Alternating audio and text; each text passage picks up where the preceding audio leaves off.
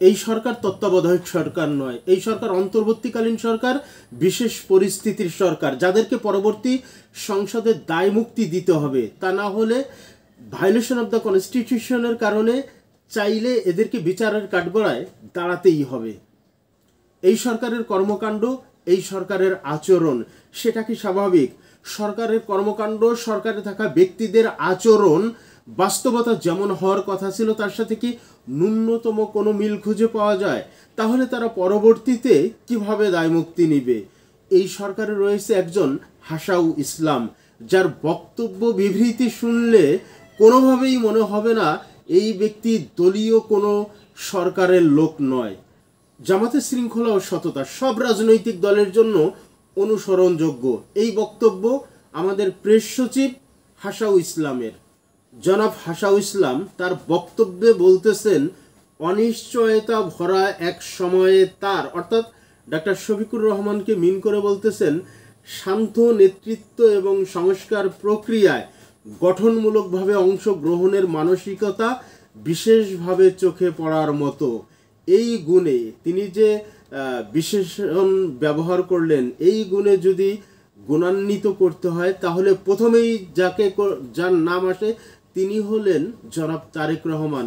ভাবতে পারেন আমি বিএনপির কোনো কর্মী না, তাছাড়া কোনো রাজনীতির সাথে সম্পৃক্তও না, কিন্তু তিনি যে বিশেষণ জামাতের আমিরের ক্ষেত্রে ব্যবহার করেছেন সেটি যদি করতে হয় প্রথমে করতে হবে জনাব তারেক রহমানের আগে। কারণ বিগত 17 বছরে খুব দুঃসময়, অন্ধকার সময়, বর্বরতার সময়ে যেভাবে দলকে পরিচালনা করেছেন, এটার তুলনা শুধু তারেক রহমান নিজেই তার তুলনা, সেই তুলনা কারোর সাথে চলে না।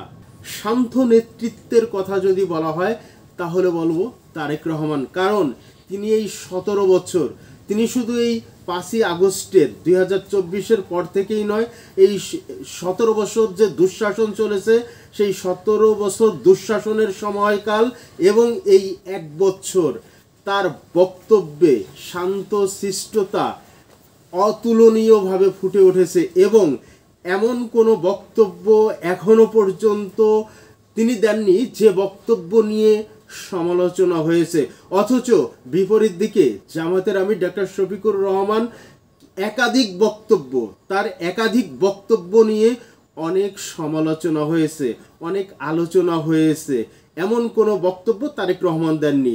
যেমন একটা বলি, এই 24-এর 5ই আগস্টের পরে জনাব ডক্টর শফিকুর রহমান বক্তব্য প্রথমেই দিয়েছিলেন যে তিনি আওয়ামী লীগকে ক্ষমা করে দিয়েছেন।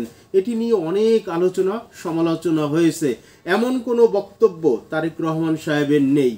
তিনি বলছেন তার নেতৃত্বে, অর্থাৎ জামাতের আমিরের নেতৃত্বে জামাতের ভিতরে শৃঙ্খলা ও সততার যে সুনাম গড়ে উঠেছে তা সব রাজনৈতিক দলের জন্যই অনুসরণযোগ্য উদাহরণ। আসলেই কি বাস্তবতাটা সেরকম? বাস্তবতাটা কি? প্রত্যেকটি রাজনৈতিক দলই সুশৃঙ্খল নেতৃত্বের উপরে প্রতিষ্ঠিত রয়েছে। প্রত্যেকটি রাজনৈতিক দলের যে নেতারা রয়েছে তারা তাদের দলকে সুশৃঙ্খলভাবে চালাতে চায়, কিন্তু প্রত্যেকটি রাজনৈতিক দলে যেমন রয়েছে দুর্নাম, বদনাম, সন্ত্রাসী, চাঁদাবাজ, আবার ভালো মানুষও রয়েছে, ঠিক তেমন করে জামাতের ভিতরেও সব আল্লাহর ওলি না, সব ফেরেশতা না, এখানেও দুর্নাম রয়েছে, বদনাম রয়েছে, আবার ভালো মানুষও রয়েছে। এখন কোনো দলের নাম যদি দুর্নামের ক্ষেত্রে বেশি শোনা যায়, বুঝতে হবে সেই দলে নেতা কর্মী সমর্থকের সংখ্যা বেশি, যাদের একটু কম তাদের নেতা কর্মী সমর্থকের সংখ্যা একটু কম, তাই তাদের একটু কম শোনা যায়। এর বাহিরে আর